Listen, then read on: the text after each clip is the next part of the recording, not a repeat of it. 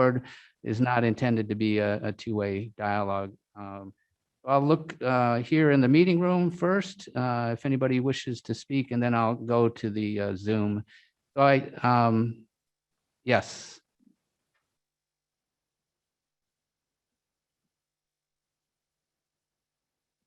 I would also let you know that you kind of have to speak right into the mic if you want to be heard. Can you hear me? Is that good? Okay, thank you. My name is Linda Bullard, and I live at 660 Windermere in Brighton Township. First, I wanted to thank this board for declaring on March 29th that there is no emergency due to the virus. That was the right thing to do, and thank you, each of you. Especially when you decided to hold meetings both in person and or electronic or virtually. That way everyone has a choice. Again, that was really the right thing to do. Thank you very much. In that regard, some cities and townships and schools who I've contacted since that point in time, they're knowingly using the virus as their own emergency when none exists. That's the reason I wanted to tell you about it. I've heard some of them with my own ears by the phone, and I've also listened and watched them on recorded meetings. Here's a few things they are saying.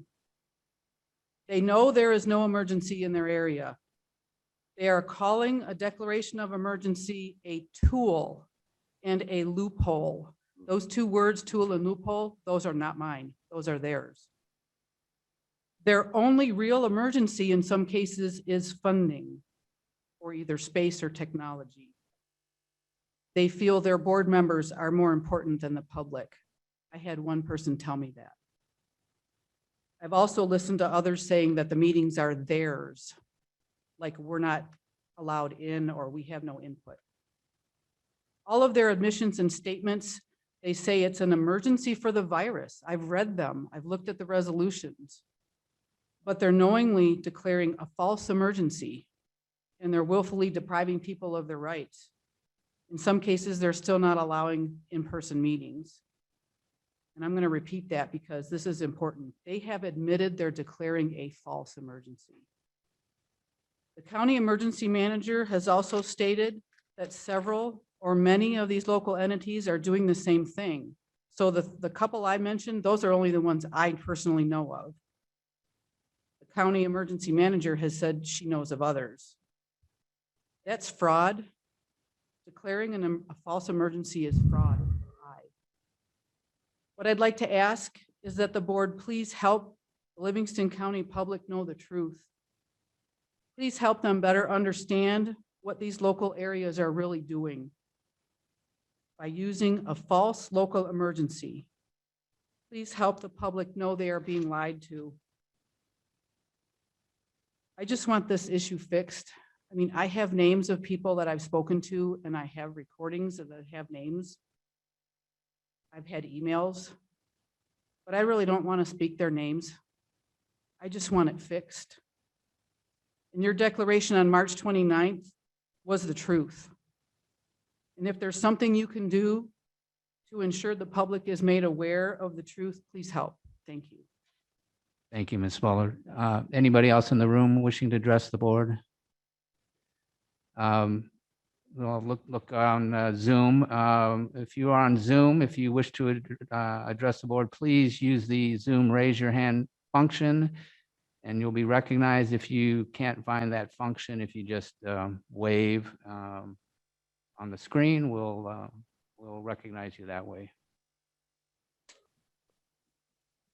I'm scrolling up and down on the participants. I don't see any Zoom hands raised. I do not see any physical hands raised for Zoom participants. I am therefore going to close the first call to public, and just a reminder, there's another opportunity to address the board at the end of the meeting. We're going to move on to item number 7, which is approval of minutes, and we have 2 sets of minutes, meeting minutes dated April 13th, 2021, and minutes dated April 21st, 2021. I'm looking for a motion to approve both sets of minutes. Move Zajac. Both sets, Griffith. Support Zajac. Motion by Griffith, support by Zajac. Any corrections to the minutes?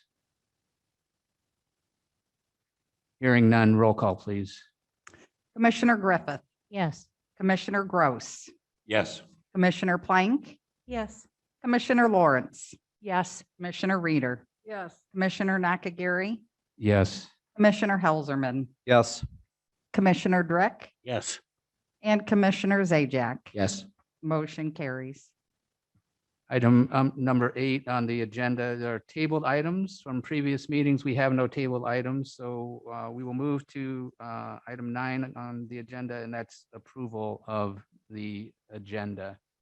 Is there- Mr. Chair, I would like to move to approve the agenda with the following additions that we brought from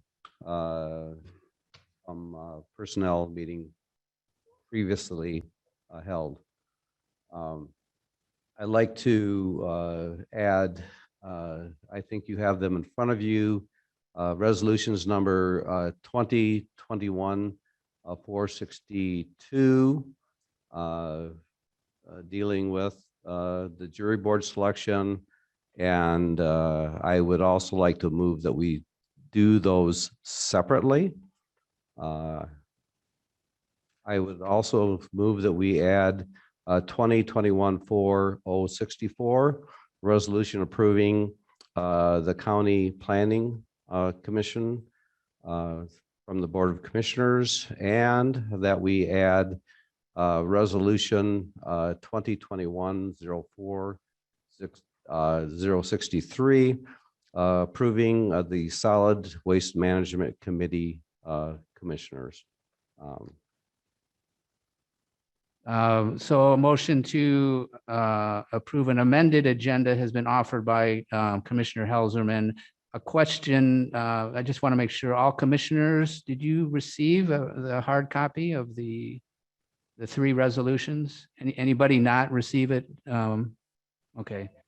So the motion on the table is to add these 3 resolutions, but on resolution 2021-04-062 also includes dividing the question and voting on each of the 3 participants individually. Is there a second? Support Gross.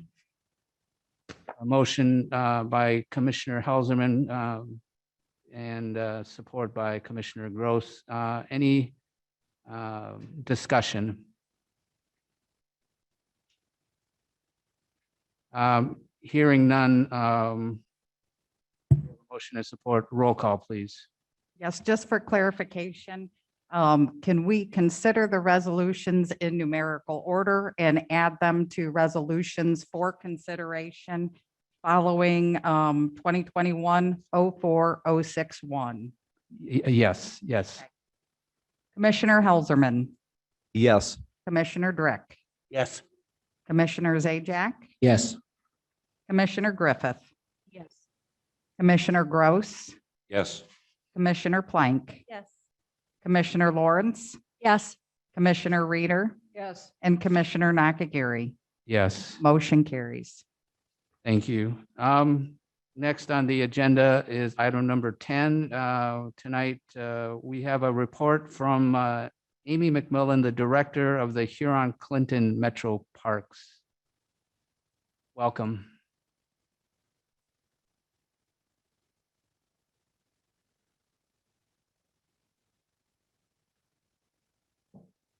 Make certain that I'm close enough to this mic so that everyone can hear me. Thank you so much for inviting me this evening. Some of you I've met a couple of times over the last few years. And in fact, Thursday of this week will be my 3rd anniversary with the Huron-Clinton Metro Parks. And to those of you I have not met yet, I hope that we have had the opportunity to serve you in the Metro Parks over the course of a period of time. Livingston County is the Metro Parks home. As you know, our administrative offices are not that far from here, and we appreciate all that you do to support the Metro Parks. Of course, you also know the gentleman to my right. Commissioner Williams is a member of our Board of Commissioners who serves Livingston County with such dedication on the Metro Parks Board. He we appreciate him more than we can possibly say, and we thank you for assigning him to us. It is a great pleasure to work with him. This evening, I am here to share with you a document that we actually sent you the old-fashioned way in the mail that you might have had the opportunity to review. The economic benefits study that the Metro Parks conducted last year. It seems like longer ago, to be frank with you, than that. Because we wanted to, in addition to, what everybody knows about public parks and the Metro Parks in particular, that they are they are integral to the quality of life in every community, and the Metro Parks in this region are the part of so many families and so many memories. They are what makes Southeastern Michigan, Southeastern Michigan. It's important for us to be able to share with you the economic benefits of the Metro Parks as well, not just that we exist in this great space to provide these great services, but how the Metro Parks economically support each community and the region as a whole. So this evening, I'm going to share with you some of the highlights of the report, and I'm just going to nod in your direction every time it's time to move forward. As everyone at this meeting undoubtedly knows, the Metro Parks are the largest regional park system in the state of Michigan. We have been around since 1939, and our funding was authorized in 1942. One of the things that we talk about often as staff is just the tremendous vision that the state of Michigan had all of those years ago to set aside these incredible resources and preserve them in perpetuity. We serve 5 counties, including right here in Livingston County, and our neighbors Macomb, Oakland, Washita, and Wayne. We have just under 25,000 acres of parkland. About 80% of that parkland is undeveloped. It preserves those gorgeous natural resources that contribute so much to our region. And we have 13 park properties. Right now, we have right around 200 full-time employees, but we do have some full-time positions open. So if you know anyone who's looking for a great full-time job, send them to our website and see if there is something there that they are interested in.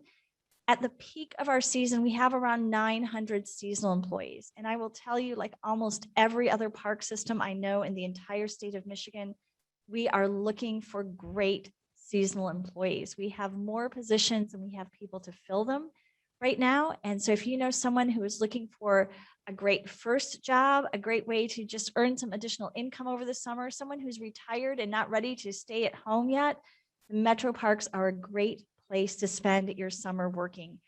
I spent a summer working at the Metro Parks back in 1988, and that's what brought me here today. So you never know where you're going to end up if you start even at the very lowest rung of the ladder of the Metro Parks as an intern, as I was in 1988. And as of the time this study was written, we had about 7 million visitors a year. And of course, over the course of the last year, that has increased dramatically with the pandemic. Go ahead. Some of the things that we offer to our residents, we have 250 miles of trails. Whenever anyone ranks the most important things within the Metro Parks, nature always comes first and trails always come second. And those trails are for biking, walking, hiking, horseback riding, and we have a new mountain biking trail at Stony Creek as well. We have 78 playgrounds. We have a new playground that will open at Kensington Metro Park sometime in the next couple of weeks when the weather will allow us to pour the rubber surfacing. And it is a universally accessible playground. All kids, regardless of ability, will be able to play on that playground. It was developed working with a group of parents throughout the region that have come together to form the Fair Play Coalition. We have 7 regulation golf courses, which are consistently ranked as among the top public courses in the state of Michigan, particularly in our region. We have 3 swim pools, 3 splash pads, the Turtle Cove Aquatic Center, 2 marinas, and more. If you could spend a day every day for an entire year just at Kensington Metro Park, you would never be able to discover all the incredible delights that 5,000 acre facility has. Go ahead. So I mentioned that later this week, I will celebrate my 3rd anniversary with the Metro Parks. Now, the last year, I have to tell you, has been something of a blur. This was not what any of us expected. But a couple of years ago, before that, we sat down, the Board of Commissioners and I worked together to really talk about how we wanted to move the metro parks into the future. We have renewed our focus on our mission. One of the things that you would notice in our website, even over the course of the last couple of years, is we've done things like expand our no-mow zone. We've even during the course of the pandemic continued to provide great activities and programs to connect kids and families to nature. We have a diversity, equity, and inclusion initiative. And one of the ways that the equity part of that initiative has benefited Livingston County just over the course of the last 6 months is when kids got stuck at home during the pandemic, when many schools went online. We know that a lot of the great programming that we offer online is not accessible to kids who live in rural areas due to a lack of access to the internet. And we made an investment through the library network to provide hotspots to kids throughout southeastern Michigan, including, I believe, the libraries in Fowlerville, if I'm not incorrect. Thank you. Sometimes I get Fowler and Fowlerville mixed up. So that is one way that has benefited Livingston County residents directly. We provide exposure to kids, and access to outdoor education, recreation, physical and mental health. We have a number of new regional partnerships, reaching out to communities and businesses. And of course, the sustainability of the park system and environmental stewardship are always at the top of our list of priorities. One of the things we did when we started this process was we wanted to first understand what the Metro Parks place is in the overall marketplace in southeastern Michigan. In particular, what do people know about the Metro Parks? Do they know we exist? Because information is really the first point of access to resources. So we hired Epic MRA in 2019, and we got some really good results. About 80%, a little over 80% of people who were polled knew what the Metro Parks were, which was a really great showing. And of course, among the people who knew, Kensington Metro Park right here in your own backyard consistently ranks among the best known of the Metro Parks.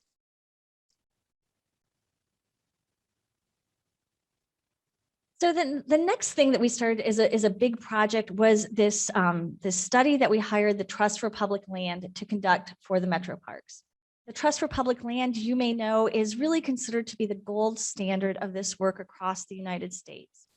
And this is really the first project that they've done in the state of Michigan. So we're really excited to bring them here. I will tell you, I worked with the Trust for Public Land in my previous position, and one of my goals is to get the Trust for Public Land to open an office here in Michigan and bring some of their resources with them.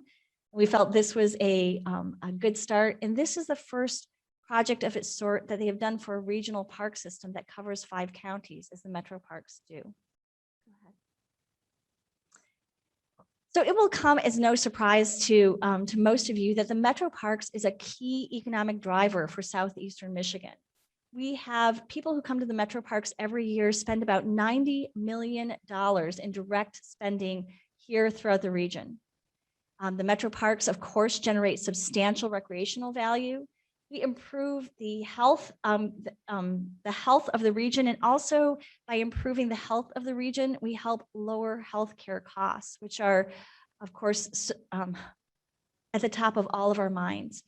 Properties that are near to the Metro Parks are increased in value exponentially, and those dollars, of course, go back to those local communities to allow you to invest in other things that are locally priorities to you. We have a very active and very intentional stormwater management program throughout the Metro Parks. Our trees, our canopy helps to reduce air pollution throughout the region. One of the things I was really surprised by as we were putting this together was the overall quality of air throughout southeastern Michigan is not so great. We even during these times, and I would say especially during these times when people want to be outdoors in a place that they can have a bunch of space to themselves, the Metro Parks attract visitors throughout the region and beyond. And people leave those dollars in the communities when they visit. And of course, we help push that economic development forward through our presence in the region. Go ahead. Ms. McMillan, if I could interrupt for just a moment. I see in your presentation there are 43 slides. And I'm just wanted to, I'm concerned that you're going to be able to, get everything done in 15 or 20 minutes. And I will move right along. Thank you. So we talked a little bit about the recreational value that the metro parks provide. This is one of the key things I am going to spend an extra minute or two on of my 15 to 20, and that is the healthcare savings. The average person who spends time in a public park is going to save between $1,250 a year to $2,500 a year. And that combines into $30.3 million in combined healthcare savings costs throughout the region. Go ahead. Mentioned the increase in property value brings about $900,000 back to our communities. And this is you've seen this in the book, but this is something we love to call to everyone's attention, because the more work that we do in stormwater management, the less that local units have to do and the more you benefit from that. Air pollution, we provide about $2.25 million in the removal of pollution from our environment each and every year. And bolstering tourism. The metro parks alone are responsible for $92.4 million in direct visitor spending. And I just keep right on moving through here. Hopefully you've all had the opportunity to be in a kayak or on a paddleboard. We are opening our boat rental soon this weekend if the weather holds. Hope you'll join us. Go ahead. And again, you've seen this within your report. This is a summary of all of the benefits we provide to the region. And I would like to draw your attention to that sporting goods stores investment, $678 million in sales every year. If you were looking for a bicycle in Brighton County or in Brighton last year in Livingston County, you were going to look for a long time. And a lot of those bicycles ended up in the metro park. Go ahead. You can read our full report at metroparks.com. You can click on that link and it's available for you to send to anyone at any time. And we just wanted to spend a couple of minutes, and we'll breeze through this in sharing some of the changes in attendance we've seen during this last year. Our car counts have been up through the roof, about 28% increase in vehicle traffic. Any business would be delighted to see that. Last year, we offered some free admission days as the pandemic set in to allow more and more people to be able to get out to the metro parks. Go ahead. These are just some snapshots of our trends, and I'm not going to bore you with them because they are available to you in the report. You've all got a copy of it. But we were surprised, frankly, and delighted by the amount of attendance we generated last year. Go ahead.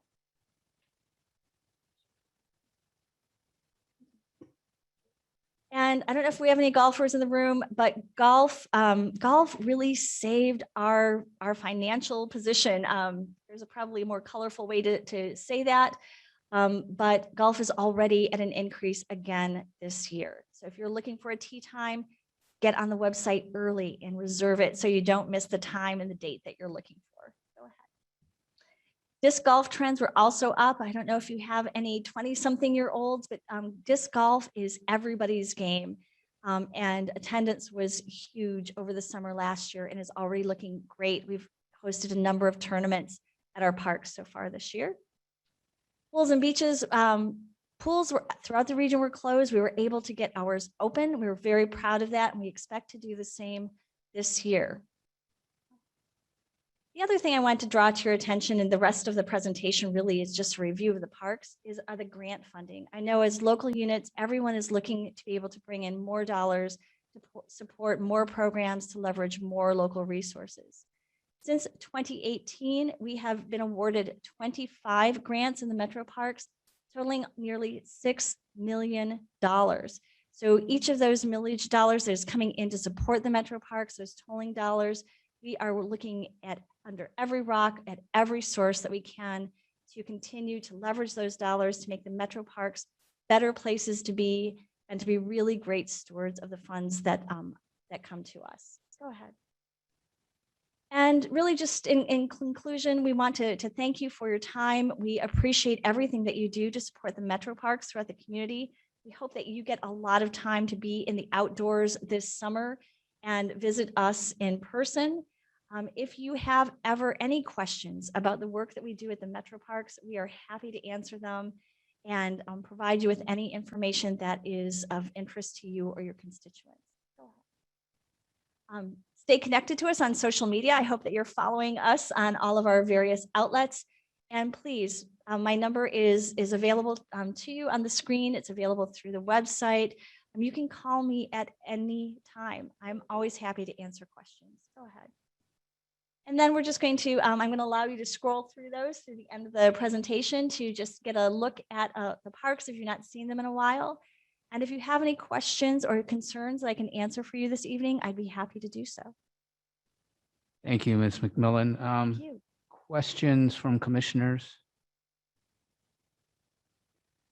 I'll just make a comment. Thank you for your presentation, and I have really enjoyed trail walking in Kensington. Oh, I'm glad to hear that. Are you a fan of nature trails or do you prefer the paved trails?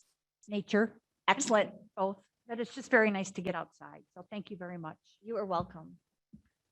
Any other commissioners?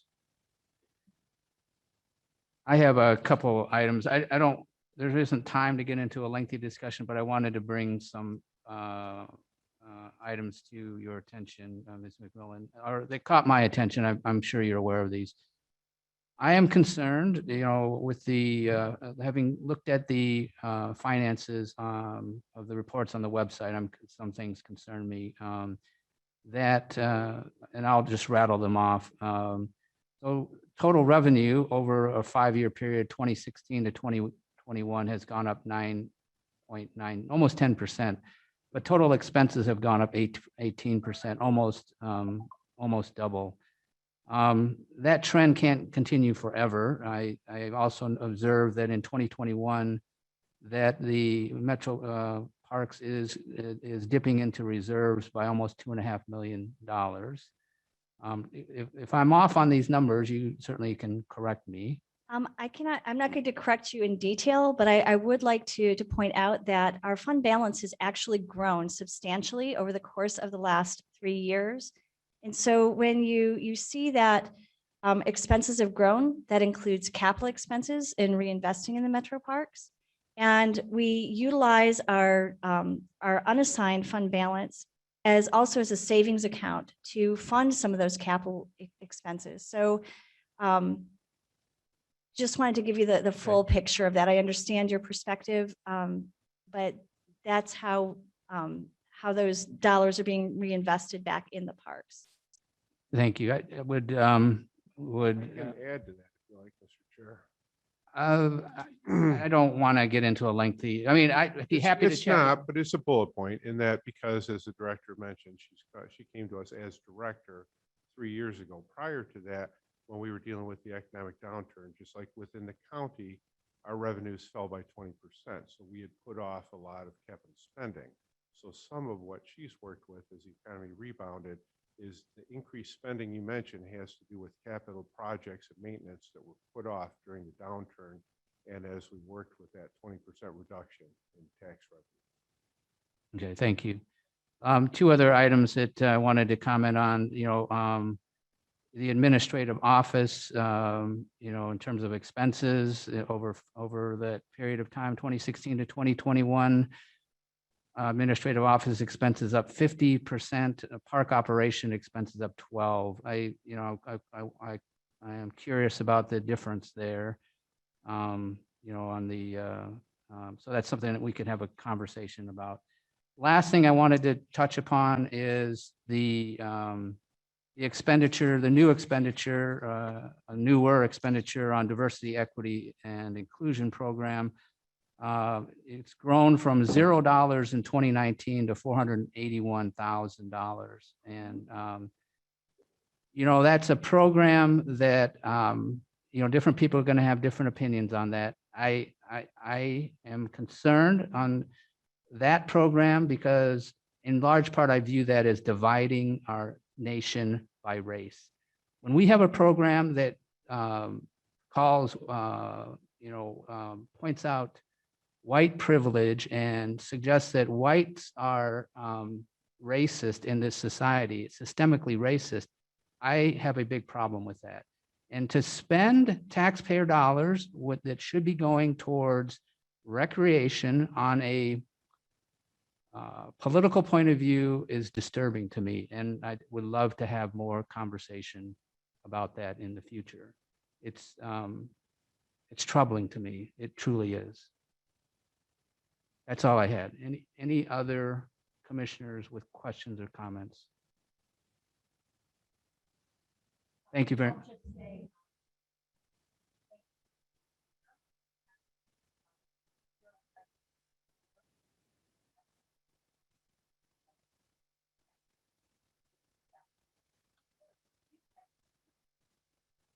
You all are welcome to contact me as well. The more seasoned commissioners recognize that normally I will stay after a meeting to take questions in person. However, today is my lovely wife Heather's birthday. So we are going to dinner after this. You're welcome to contact me via email, phone call, however you want to accomplish that. And I'm more than willing to answer your questions. I did bring some maps along. I learned long ago from the Boy Scouts not to hand these out before the presentation, but if you want to raise your hand, if anyone needs a map, the great thing about these are that they detail the amenities offered at each of this. It's not just a map, but it's a very good description of what happens, what's available at each park. And Commissioner Lawrence, I would recommend that you try Hudson Mills. It's a little bit more of a drive. Huron Meadows is very nice as well, but there's some good walking parks. I spent a lot of time in Kensington. I recommend the others as well. They're not that much further away. Maltby Lake. Exactly. In Commissioner Gross's district. Does Thank anyone you very want a much. map? I would like to move through the Thank you. agenda.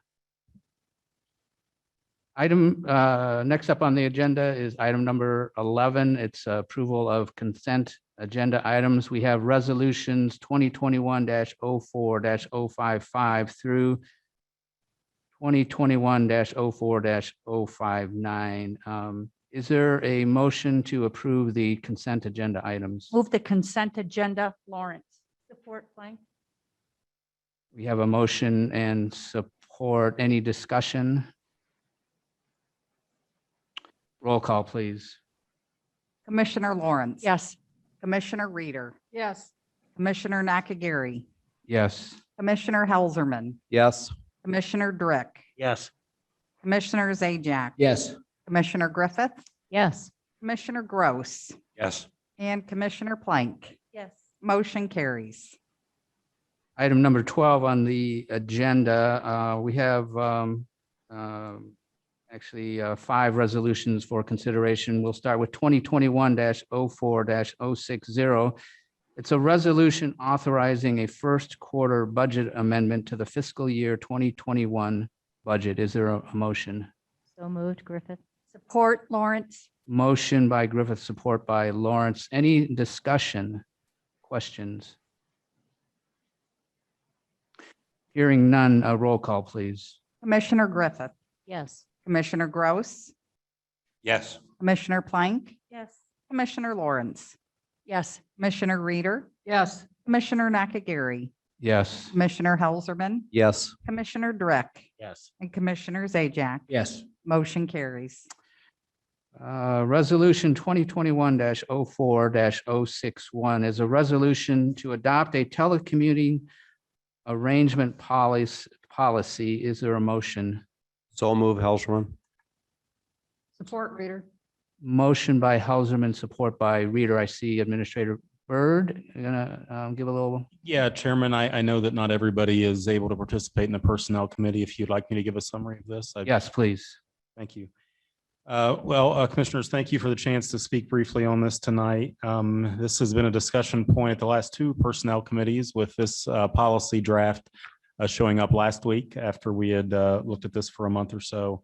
As you all probably know, we are working right now under the state's MIOSHA order and rules, which sort of mandate upon us remote work. And we've been doing that, as have all the other cities and villages and counties for the past year. A week before last, that was extended another 6 months, but the state did clarify that doesn't necessarily mean it's going to be 6 more months. It may be ended sooner. And so we've been thinking internally about what are we going to do and what do we want to do when those rules are no longer in place in regard to remote work. And the purpose of this resolution is to be prepared for that future. It's to allow us to structure these policies ourselves as opposed to having them mandated upon us, and to try to learn some lessons from the past year, things that may be beneficial for our workforce. And so just to upfront, most of our staff cannot work remotely. Overwhelming majority of county staff has to be in a certain location or in a certain office or doing things around the county on a day-to-day basis. And so we're talking about a fairly small percentage of staffers that have the types of jobs that do allow for remote work. And we've been seeing them work remotely fairly frequently here over the last year. And so there's nothing mandated in this policy. It doesn't force anybody to work remotely. It doesn't force any department head to allow remote work, but it does give them that flexibility if they believe there are positions in their departments that can be just as productive remotely as they are in person. And so you will notice throughout this policy, there are what we're calling ground rules sprinkled throughout. There are things about how productivity can't drop, service to the public can't drop due to a remote working arrangement. Obviously, employees working remotely are going to be bound to all the same policies that employees working in person are bound to. We also have an important requirement that if someone's working remotely, they need to be logged into our system, which right now we're using Skype and Microsoft Teams. It allows for accountability throughout the day. The person is reachable instantly by video conference, chat, instant message. It's been working out really well. So those are things that would be baseline expectations of any department that may be open to remote work. We also are trying to foresee scenarios where multiple departments may rely on each other to serve the public. And so let's say Department A has to send people to Department B to complete something. We have language in here that requires those departments to work together so that we're not inadvertently creating a situation where a resident goes from Department A to Department B and Department B has nobody in it. So we're trying to cover all of our ground here. We think this is a good and responsible policy. And, I imagine that there will be some departments that utilize this. I think there will be others that feel like it's best for them to go back to a fully traditional setting, and that's fine if that works best for them. And I think there will be quite a few in the middle where flexibility from time to time may be offered depending on certain situations, certain employee obligations. And so this will give us that flexibility to do that. I'm not going to go too deep into some of the benefits, but I do think this is a conversation that if we don't have now, we're going to be having at some point anyway. Every workplace in the country is trying to figure out how to handle this situation right now. We've been pleasantly surprised by the productivity, by the engagement. And Jennifer, if you're there, Jennifer has just a couple slides that we shared last week that I'd like to make sure the full board sees too, because this was a big part of what informed us to try to move forward with this now. So Jennifer, if you're ready. I am here. Can you see the slides? Yes. Yes. Great. I have 4 slides, so I'll keep it brief. This slide comes actually from the 2019 HR annual report section about exit interview survey results. It's why employees left the county in 2019. So this is not a new topic we've been looking at. You can see the 4 circles on the right-hand side list reasons why employees left. They were saying due to lack of flexible work-life balance, lack of opportunity to work from home, and commuting distance. So these are actually low and no cost things that we can do to encourage employees to stay working at the county. This slide you saw if you attended the 2020 employee engagement survey presentation at the this February Personnel Committee meeting. So it shows that employee engagement actually went up from 2019 to 2020 despite the pandemic. Went up 25%. And you'll see the next slide, perhaps one reason why, but this shows what engagement means is that employees are more highly motivated, they're committed to staying at the organization, and willing to highly recommend the organization to others. And you can see from this slide from that same presentation at the February Personnel Committee meeting that these employees, the mostly remote and remote on-site hybrid employees, probably helped increase that engagement overall. You can see they're just head and shoulders above engagement-wise for the mostly on-site employees. And finally, we did a survey for the March Personnel Committee meeting at the start of this discussion to to gauge the response from our department heads. And you can see 37 department heads responded, 34 responded favorably, 3 responded not favorably. We actually wove in the not favorable comments into the policy to address those concerns. But this showed overwhelming support by our department heads. So that's all I have. So thank you. And, you can find all sorts of studies and research that's going on right now that work location flexibility and work-life balance for younger workers especially is surpassing salary and benefits in terms of what they say will be most important to them moving forward. So again, for the small number of positions that can do this, we'd like the department heads to have the discretion to allow it, and appreciate your consideration of this, and I'll try to answer any questions you may have. Commissioner Plank. Thank you, Mr. Chair. Mr. Bird, I think that by adopting this, you will actually open the doors to a larger pool when positions open up.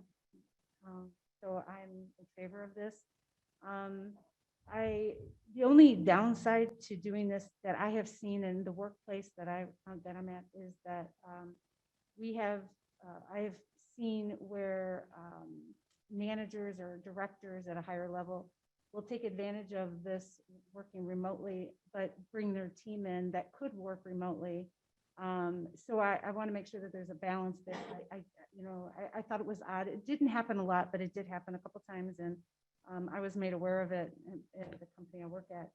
So, I just want that to be, in the forefront, but I'm totally in support of this. I think it's a great opportunity for people to come in and have that work-life balance, because I know that is a difficult thing these days in trying to, do your job, go home, do all of the other things that you have to do. So thank you very much for bringing this. Thank you, Commissioner Plank. And you did touch on one of the benefits, and we sort of gave an example at the last personnel meeting. If you have a budget analyst who lives 6 counties away and they're really impressed with our county, but their spouse may have a job they can't leave, we might have a chance to still utilize their talent if something like this is in place. And so, there's going to be a real battle to get talented people to come work here. There's going to be job opportunities, and this is definitely something that's part of the process here. And I will say that the committee, the personnel committee at Commissioner Helserman's request, added an amendment that I will give a report to the personnel committee in November to let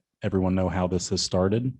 And so if we do become aware of situations where the policy is being taken advantage of, we will not shy away from addressing those situations. And I'm not somebody who a year ago would have predicted I'd be sitting here giving this recommendation. I thought I would have been very negative on this overall idea, but I've learned a lot over the past year, and I've seen it work out in a way that's been positive. And so I appreciate the comments, and whatever problems do emerge between now and November, we will include those in our reports. But I feel pretty confident in our folks here that they'll incorporate this in a way that's responsible. Thank you. Any other questions or comments from commissioners? Commissioner Drick. Small item. There doesn't seem to be internal consistency in the words you use. At times we're referred to as Livingston County. Sometimes we're referred to as the organization. Sometimes we're referred to as the business. And sometimes we're referred to as the company. Perhaps whoever used this might have viewed a corporate item at one time, but it would seem that as a small matter, you might want to make that internally consistent in these various places. So it's always Livingston County or employer instead of business, organization, company, small matter. No, I appreciate that. You're referring to the draft of the policy? The one without the lines on it. Yeah. Yeah. Okay. Yes. And you can have my copy. No, I've got it. I just want to make sure I understood what you were referencing. Just a small matter. And it goes to the point that on, I think, one page, let's see, page 2, 3rd paragraph, 10th line, there's a single sentence that says equipment supplied by the organization is to be used for business purposes only. Wow. So somebody can go home and start a home-based business with our stuff. No, that's the exact opposite is what we're That's trying not to what you want. accomplish. Right. Yeah, we don't want them starting a Right. business with our stuff. So if you get the organization consistent as Livingston County and county I understand. business, it's just small items that we don't have to fight over later if somebody chooses to go renegade. No, I understand. Thank you. Small matter. Any other, was that it, Commissioner? That's Drake? it. I'm sorry. Yes, thank you. Other, Commissioner Zajac? Thank you, Mr. Chair. Excuse me, Administrator Byrd, a couple of points that I brought up in the personnel, and I actually did some recon on one of them. The first one being the teamwork aspect of it. Certainly, we have to balance. Not only, I don't expect that there'll be abuse from the sense of departments misusing it or employees misusing it, but rather perhaps an unintended consequence of inability to keep the teamwork atmosphere up in some situations. So I just want to make that comment for the full board for you again, that I hope that we're mindful of that as we go forward. The other thing where the recon was done is an unforeseen circumstance of a little bit of resentment that may pop up, you know, the employees that have to come in versus the employees that don't get to, and perhaps misconception of the amount of work that some are doing and others aren't doing. I just think we have to be mindful of that. Again, not from an abuse perspective, but from the purposes of just making sure we're all on the same page and we're all towing the line, all those things. Maybe it's internal messaging, I don't know, but that's, there's other organizations that are semi-public in nature that I've seen and heard and had conversations with that have experienced that.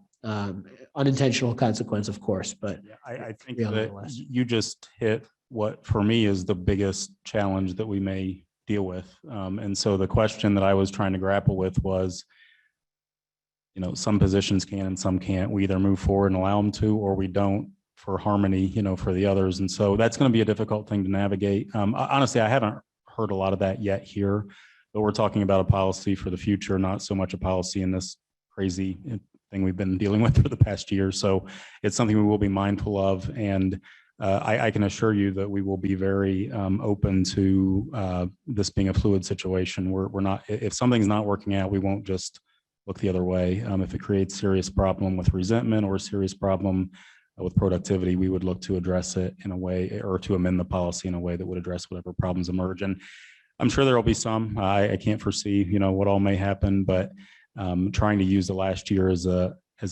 guideline, I do think that we have the necessary tools in place to navigate this appropriately. Thank you. Thank you, Mr. Chair. Other questions from commissioners, comments? Mr. Chair, if I could. Commissioner Helserman? When we have people at home, there is a sense that they are somewhat an independent contractor. They may start feeling that way. And I think one of the things that we may want to, I don't particularly favor this, but one thing that we should consider is that feeling of independence. And if there's too much of a feeling of independence, then we should think of categories of that they are independent contractors as opposed to employees. I don't think that's good for the county. But when you have too many people staying in their own home, they do lose camaraderie. And so there's just a lot of things to think about. That's the reason why I asked for a November review. Yep, absolutely. So that we can look into those things. Just an idea. Yeah, no, that makes a lot of sense. And I'm glad that you amended that. It's good for us to do. And I will tell you that, you know, I have a department, county administration. It's very small. It's myself and it's Allison in communications. And it's Carol, John Keir, who's my assistant and does our contract work. And so, you know, that I think of that as sort of a case study. What am I going to do? Because those positions have largely been working remotely and it's been working well.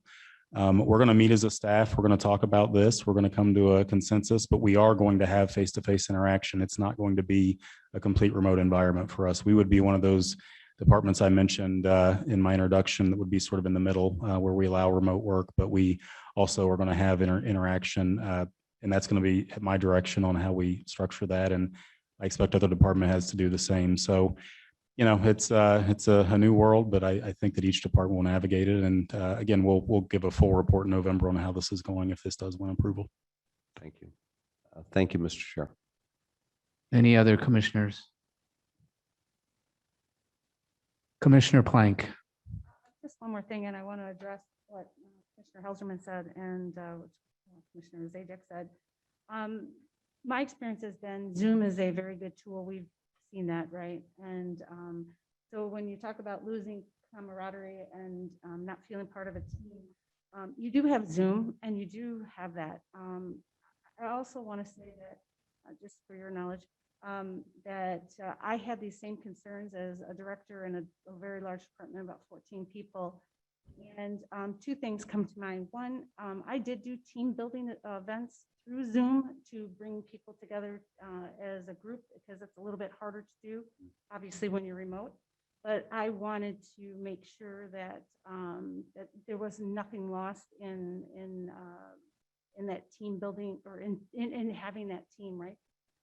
So I think with Zoom, today is a lot different than maybe 10 years ago. So I've gone through this whole process myself personally, and I'm going to say that it's 95% successful.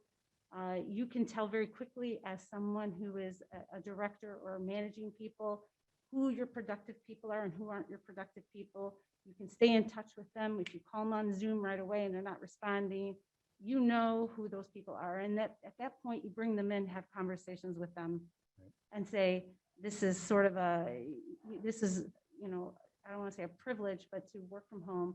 And so, you need to remain responsive to calls or and keeping your workload up. So, personally, I've been through this, and I feel like this is a great thing, and totally support it. Yes, there are going to be some bumps and bruises. Yes, you're going to have some people who might feel slighted than others, but there's different reasons for working from home. And if the job allows it, I think that's great and it should be celebrated, more so than sort of, feeling left out. So that's just my personal take on it. Again, thank you, Chair, but those are my comments. Appreciate that. Thank you. And just one last quick comment. One of the reasons why I became a convert to this is that I'm the type who likes to walk around and just plop down in front of someone and start having a conversation with them about something. And I thought, well, we can't do that now, but I can do that now. I do it every single day. I click a button and they pop up and they're right there and I'm having a conversation with them. And it's instant. And I hope that experience is with other employees, but every time I call, they answer. Every time I send an instant message, I get an immediate answer. And so that's really part of the reason why I'm more in favor of this than I thought it would have been. And I've just seen us being able to continue getting accomplished what we need to accomplish. And yeah, I think this is exciting. And I think that everybody's going to be doing this soon.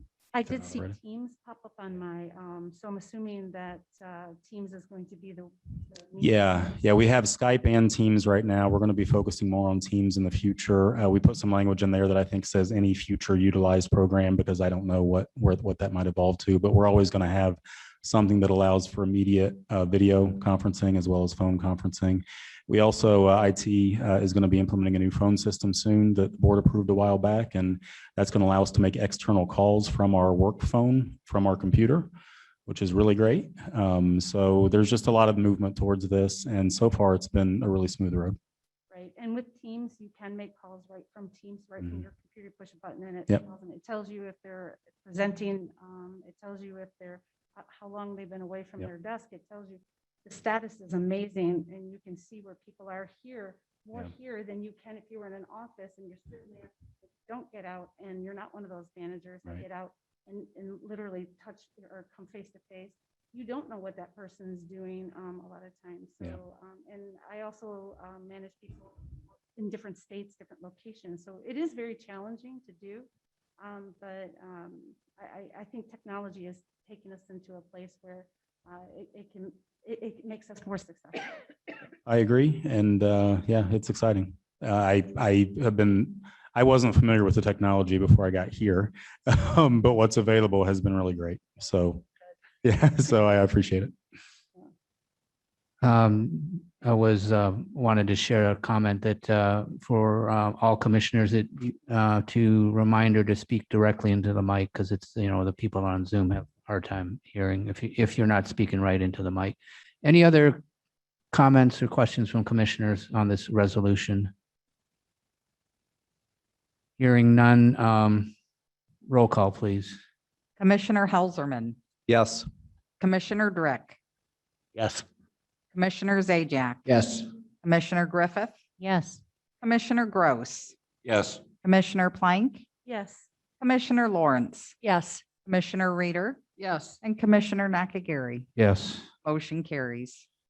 On the amended portion of the agenda, we've got 3 resolutions. Next one up is 2021-04-062. It's a resolution approving appointments to the Livingston County Jury Board. And just as a reminder, while these are going to be voted on individually, is there a motion?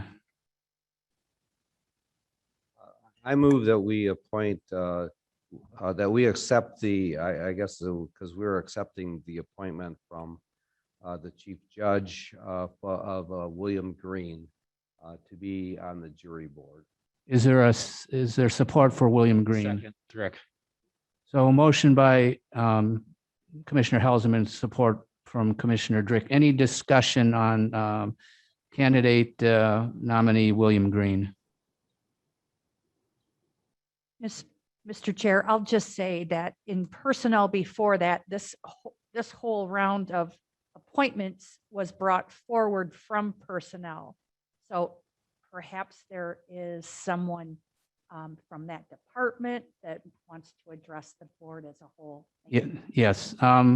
Is there somebody who would like to address the jury board appointments for those commissioners who weren't at personnel committee meeting? I would. Commissioner Nakagiri? Oh. Commissioner Nakagiri, Mike Hattie here. Do you want me to speak or just listen? No, you have the floor. These are your nominations. Okay, very good. The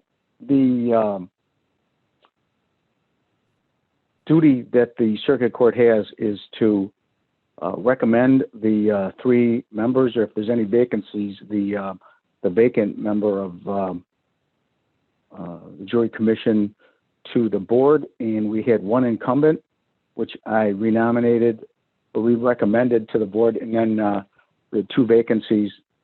So I recommended Mr. Green and Mr. Morse, both of whom are involved citizens of the county of good moral character. One's a teacher, one's a businessman, and they'd fulfill the responsibilities of the jury commission. Along with, of course, the incumbent, Ms. Savage. The jury commission has a very limited role, basically just to approve the procedures that the court has put in place in the past to call jury members to be part of a veneer for a panel of an impending trial. Courts are nonpartisan. Courts do not take part in partisan politics, and that's why we, myself and the other judges, don't get involved in publicly endorsing anything or otherwise taking part in partisan politics. So these 3 people that I recommended are done so by statute. One has experience, so I'd like to keep her for institutional memory. The other 2, one being a Republican, the other being a Democrat, fulfill the statute of 600-1301, which is the, excuse me one moment. I'm running out of gas on my phone, excuse me. Which fulfill the statutory responsibilities of the circuit court to not have more than 2 people from one one party. But once again, these are, this board does not meet but once a year to make sure that they approve our policies and procedures of the court. And I'm sorry that I have to talk to you on my phone, but when I got home, and realized that it was a meeting, I have such an old computer at home, it doesn't have a camera. So that's why you only get to hear me. Any questions, I'll be glad to answer, but that's the position. Thank you very much, Judge Hattie. Questions from, I have a question for the judge, if I could. go ahead, Commissioner Helserman. Judge Hattie, welcome to our meeting. In the past, did this committee have a more active role in approving exemptions to sitting on the board, and now they don't have that action? Could you address that for me, please? Normally, when somebody has a problem getting to the jury summons time due to work or school or something like that, I give them an exemption, when they come to court, and then I just tell them, as a matter of fact, it's well known to anybody who's ever been on jury panel. When I do the jury orientation, I advise those folks that if you have an examination in school, if you have a medical appointment, if you have a pre-planned vacation, if you're going overseas to get business for the auto business to come back to Michigan, just let me know and I'll give you an exemption right now and you can come back at the next call of the court. And I've never had any stampede of people trying to get off jury duty, knowing that I'd give them the time off to take care of their business matters so long as they're available at the next call for jury service. That's pretty well known. But my question, Judge, my question, Judge, is that in conversation with Nancy Savage, she seemed to think that in times past, before the computers got involved with this, that this board would make individual decisions about those things. So it was a more active committee. Can you address how it was at what I assume that what Nancy said was correct, and what is brought the change that that it's more a computer program as opposed to being handled by this jury board? Judge Hattie, I Wow. could probably address that if you'd like with the statute. Go ahead, please.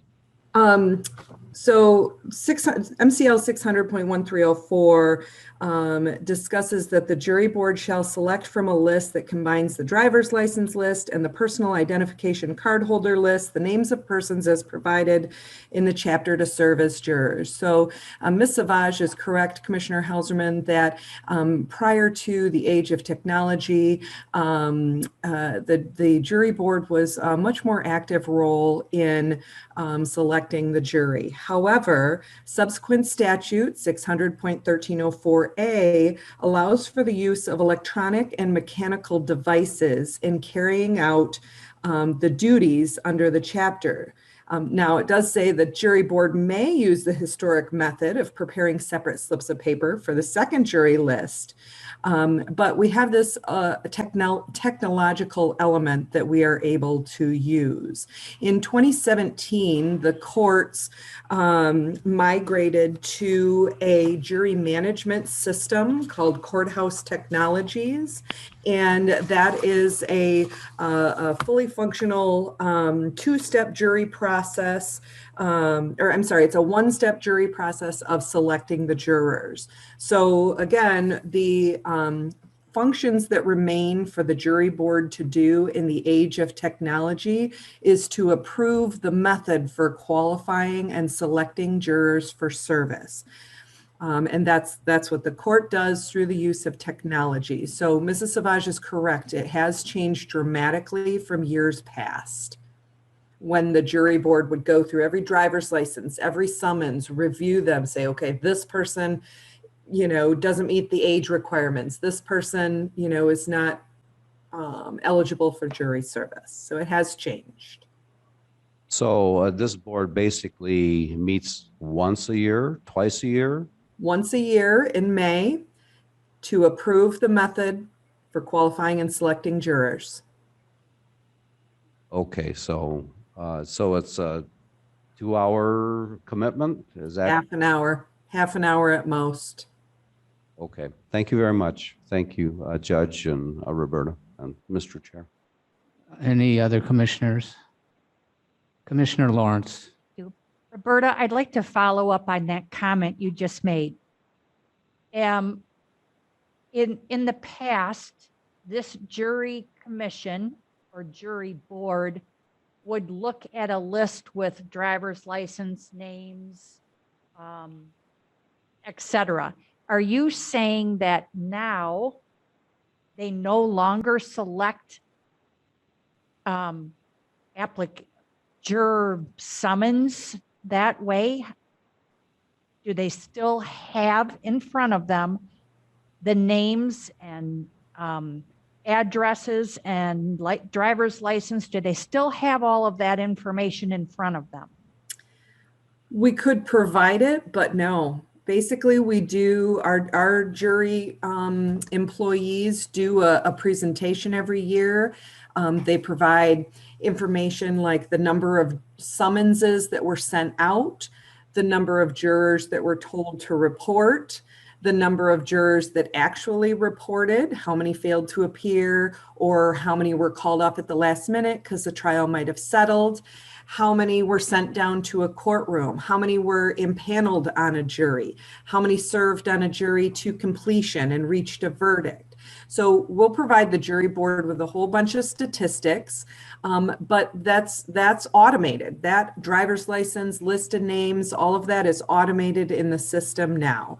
Could we pull a list of all the names and driver's license and addresses of people that were summoned and or selected? Yes, but the system automates it for us, and there's never really been a need to do that. All right. Next question. Does this jury board determine the pay of a juror? No, actually, this chief judge determines the pay of the jurors, and that statute is.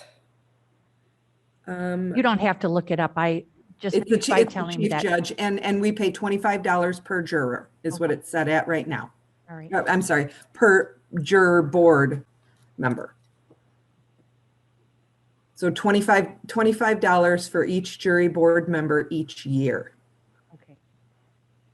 But the jury board, once approved and seated and doing their job the one time a year, does that jury board determine the jury's pay? Oh, Or no, is that- I'm sorry. No, they do not. Okay, that's what I meant. That's driven by statute, Okay, juror Thank you. pay. Yeah. juror pay. Thank Right. you. That's all I have. Thank you, Commissioner Lawrence. Any other commissioners with questions? Seeing none, we have a motion to accept the nomination of William Green. Roll call, please. Commissioner Helserman, Yes. Commissioner Drick, Yes. Commissioner Zajac, Yes. Commissioner Griffith, Yes. Commissioner Gross, Yes. Commissioner Plank, Yes. Commissioner Lawrence, Yes. Commissioner Reader, Yes. and Commissioner Nakagiri. Yes. Motion carries. Next up is a, Mr. Chair, I would move that we nominate, or we accept the nomination from Judge Hattie of Nancy Savant. there's a motion to accept the nomination of Nancy Savage. Is there support? Motion by Zajac. Helserman, support by Zajac. Any questions or comments? Hearing none, roll call, please. Commissioner Helserman, Yes. Commissioner Drick, Yes. Commissioner Zajac, Yes. Commissioner Griffith, Yes. Commissioner Gross, Yes. Commissioner Plank, Yes. Commissioner Lawrence, Yes. Commissioner Reader, Yes. and Commissioner Nakagiri. Yes. Motion carries. Is there there's a third candidate. Is there a motion to approve Dane Morris? I'll ask again. Is there a motion to approve Dane Morris? Without a motion, the resolution to approve Dane Morris fails. We will move on to the next resolution on the agenda, which is 2021-04-063.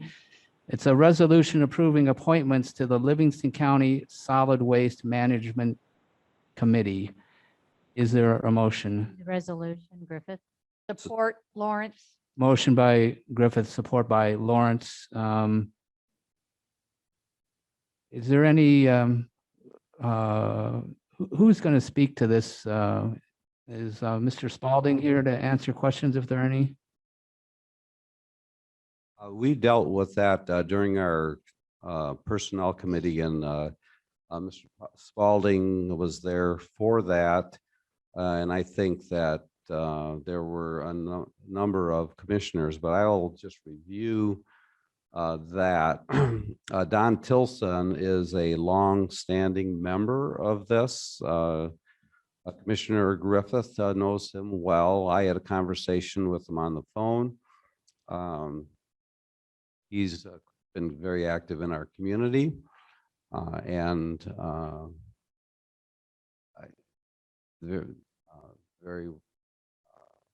he's represents the general public. There's also the Sam Carmanago. He fulfills the solid waste industry person. So that does not necessarily have to be a person from our county. He is actually from Livonia, and has I believe Rod said that he is the head or part of one of the largest solid waste management companies in the country, and that his expertise is very needed on this. In other conversation with Rob Spalding, there is another opening that will be coming up soon, and he had not brought that at this time. So we will see another person coming onto this board. Thank you, Commissioner Helserman. Any questions? Hearing none, roll call. Commissioner Griffith, Yes. Commissioner Gross, Yes. Commissioner Plank, Yes. Commissioner Lawrence, Yes. Commissioner Reader, Yes. Commissioner Nakagiri, Yes. Commissioner Helserman, Yes. Commissioner Drick, Yes. and Commissioner Zajac. Yes. Motion carries. Last resolution on the agenda, 2021-04-064. It's a resolution approving appointment to the Livingston County Planning Commission. Is there a motion? I so move. Helserman. Support Zajac. Motion by Helserman, support by Zajac. Questions from commissioners? Hearing none, roll call, please. Paul Funk is here. I don't know whether we need to hear from him now or not. I don't know as we need to, but he is. I'll just say in reading the material that there were 23 applicants, which is wonderful to have so many people interested in applying for a position. Narrowed it down to 5, and we have our final applicant here before us. Questions or comments? Hearing none, roll call, please. Commissioner Helserman, Yes. Commissioner Drick, Yes. Commissioner Zajac, Yes. Commissioner Griffith, Yes. Commissioner Gross, Yes. Commissioner Plank, Yes. Commissioner Lawrence. Yes. Commissioner Reader Yes. and Commissioner Nakagiri. Yes. Motion carries. We're at item 13 on the agenda. It's our second and final call to the public.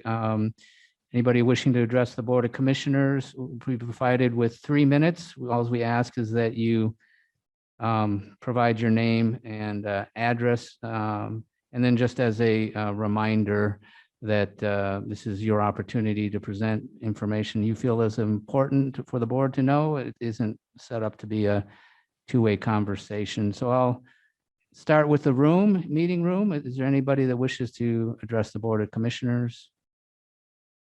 Seeing none, I'll go to Zoom. On Zoom, you can use either the raise your hand function or just wave at us.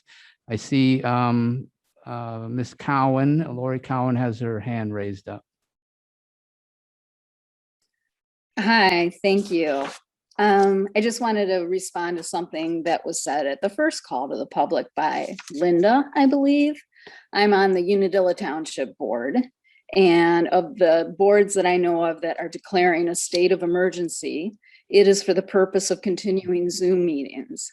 In Michigan, COVID cases, as everyone knows, has been skyrocketing, and Livingston County is one of the highest in Michigan with a 13% positivity rate. So in order to keep the spread smaller, to keep the residents safe, to keep the board members safe, they're doing it to have the Zoom meetings for right now. Nobody wants to do it, but it is the prudent and safe thing to do. It's not being done politically, it's only being done as a safety measure. And that's all I wanted to say. Thank you. Thank you, Ms. Cowan. Anybody else in the Zoom audience wishing to address the board? I don't see any Zoom hands raised. I will scan the pictures. I don't see anybody waving at us. So I'm going to go ahead and close the call to public and ask for a motion to adjourn. So moved to adjourn, Helserman. Support Lawrence. Motion by Helserman, support by Lawrence. Roll call, please. Commissioner Helserman, Yes. Commissioner Drick, Yes. Commissioner Zajac, Yes. Commissioner Griffith, Yes. Commissioner Gross, Yes.